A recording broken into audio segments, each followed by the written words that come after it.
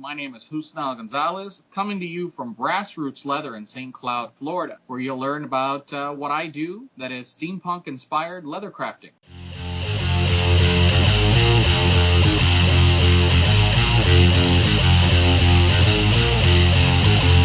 Please don't fear me, because I know what I want.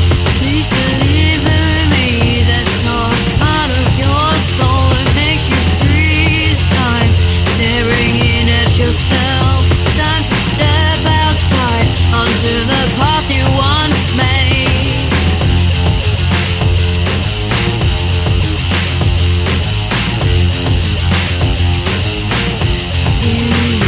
Let me so I can find all your tears. I can mend you so you can function again. I was where you are in oblivion. I know that you feel alone. You got to ask yourself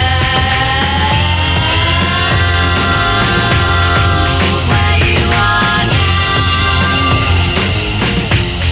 It's where you are now.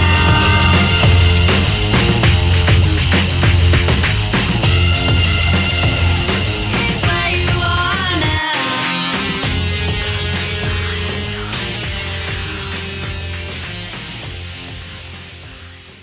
Chapter 4. The object raced through space and through the atmosphere and through any metaphors you could think of, if metaphors are the thing that are needed, through the skies of the Earth so fast that almost no machine could track its speed. It went so fast, in fact, that most of the machines on Earth built for spotting such things looked at it and ignored it because it looked like a human, and even though that may be possible, it was highly unlikely. One machine, a very expensive and very complicated piece of technology, was owned, built and operated by the Space Development Division of Colin Ryan Industries. The SD division of Colin Ryan Industries is very good at building such things. One such machine said to the nearest toaster as an iPod station eavesdropped, "That is fast. I think I'll ignore it. It may go away with time. It should. It's going really fast. And fast makes things go away. Plus, it appears to be human, and I don't care for them very much." The object raced across the skies over Alaska, across the skies over Vancouver, above many American states focused on watching the Super Bowl, which is sad, since this was something they'll wish they'd seen when their descendants are standing around talking to other descendants of other people, and the descendants of still other people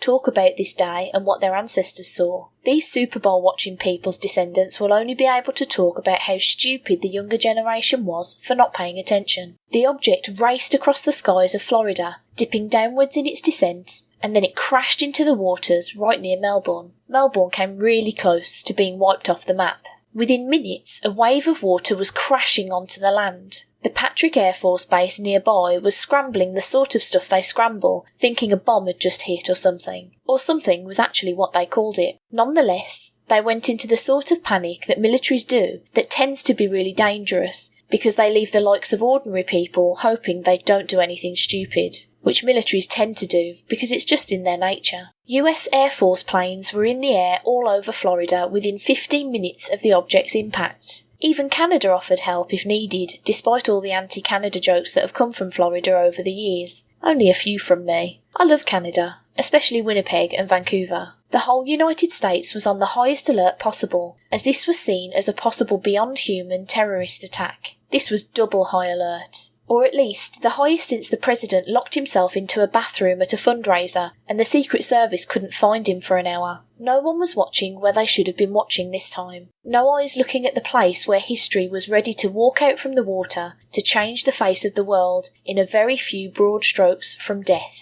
Though the First Lady was spotted reading a book about a duck, all is well. He opened his eyes. The trip was long, and the landing a little unusual, but otherwise it was just a dramatic entrance for a being that usually goes unnoticed to his presence until something ends. Modern times call for a little more flash. Appearing as ash or red eyes in the sky wouldn't do it for this generation. Too many good books have been written, too many special effects created. They're at all endings. From the end of every thought to the end of every form of life. From the end of every movement to the end of every light flicker. That is who he is. The first thing he did after this landing was wiggle his toes. He smiled because he had toes. Sometimes that was not always the case, and he rather liked toes. With toes, the shoes he enjoyed wearing tended to fit better. There's nothing worse than trying to wear a nice pair of dress shoes when your feet are one-toed with a stump at the back for balance. The first thing he noticed, besides the fact that he had toes, was how wet his socks felt. That also made him feel better, because if he had socks to get wet, he must be back into, by his judgment, a better set of clothes. The old fashions were never really to his liking, and it seemed that throughout the entire universe the fashion was wearing togas or leather these days, neither of which was to his liking. Standing at the bottom of the sea, at depths of water that would kill most things, even those aquatic, his dress pants moved back and forth with the movements of the ocean. Glancing down, the third thing he noticed was that somewhere on the way from Verda 7, he tore a hole into one side of one of his dress shoes. A shame, he thought. He would have sighed, but, he was underwater. Not that he would or even could drown, but having a rush of water fill your body just isn't pleasant, whether it will kill you or not. He got the shoes during his last trip to London a few years ago.